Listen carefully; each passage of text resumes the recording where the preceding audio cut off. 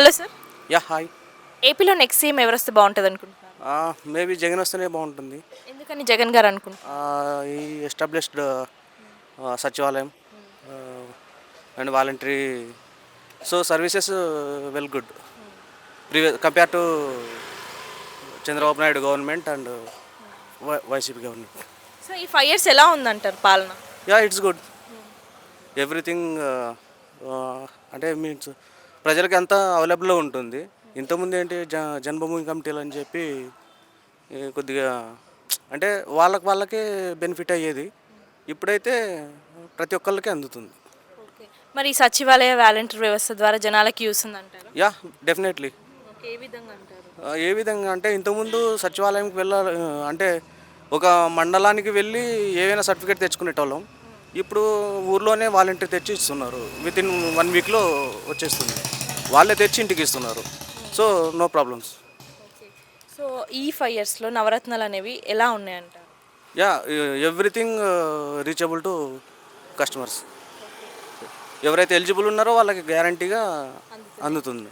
Okay. అంటే ఏ party అదంతా ఏం లేదు, పార్షాలిటీ అనేది ఏం లేకుండా ఎవరైనా ప్రతి ఒక్కరికి ఎవరైతే అర్హత ఉంటుందో వాళ్ళకి వచ్చేస్తుంది. సో ఈ సంక్షేమ పథకాలలో బెస్ట్ పథకం అంటే ఏదంటారు?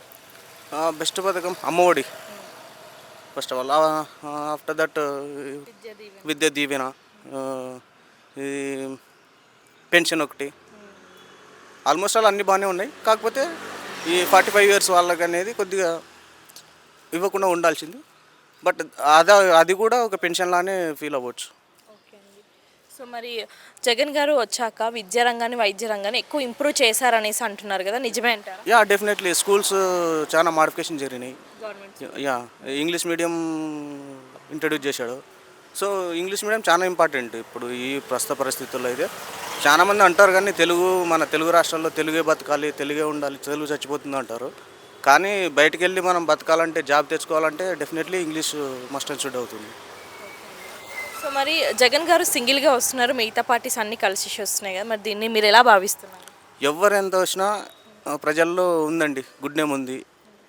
ప్రతి ఒక్కళ్ళు ఏంటి బెనిఫిషియరీ అవుతున్నారు. అంటే ఇంతకుముందు రీచబుల్ కాలేంది ఇప్పుడు రీచబుల్ అవుతుంది. ఏ నాయకుడు అన్నా కానీ ఇన్ కేసు ఇప్పుడు ఎమ్మెల్యేలు మారుస్తున్నారు అది ఇది అంటున్నారు కదా, వాళ్ళు మార్చకపోయినా డెఫినెట్లీ జగన్ మీద గుడ్ నేమ్ ఉంది. వాళ్ళకి నమ్మకం అనేది చేస్తాడని చెప్పి ముగ్గురిట్లో ఎవరిని నమ్ముతారు? జగన్ నమ్ముతున్నారండి. యా. ఓకే. మరి 40 years ఎక్స్పీరియన్స్ ఉందని చెప్పుకునే చంద్రబాబు నాయుడు సింగిల్గా ఎందుకు వస్తలేడు అంటారు?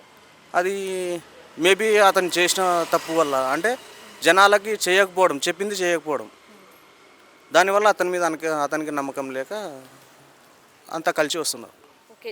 జగన్ గారి సిస్టరు కాంగ్రెస్లో చేరడం మీరేమే అనుకుంటున్నారు? యా ఇండివిజువల్ అండి అది. ఆమె అందరికీ తెలుసు ఏ పార్టీతో, అంటే ఫ్యామిలీ గొడవల వల్ల బయటికి వెళ్తే డెఫినెట్లీ ఒక కుటుంబం అనేది ఇద్దరు ఉంటే ఇద్దరు డివైడ్ అవుతారు కదా. సో ఆమె డెసిషన్ అది. ఓవరాల్గా ఒక ముక్కలో నెక్స్ట్ సీఎం ఎవరంటారు రేపు? జగన్ వస్తే చాలా బెటర్గా ఉంటుంది, డెవలప్మెంట్ కూడా బాగుంటుంది. That's it.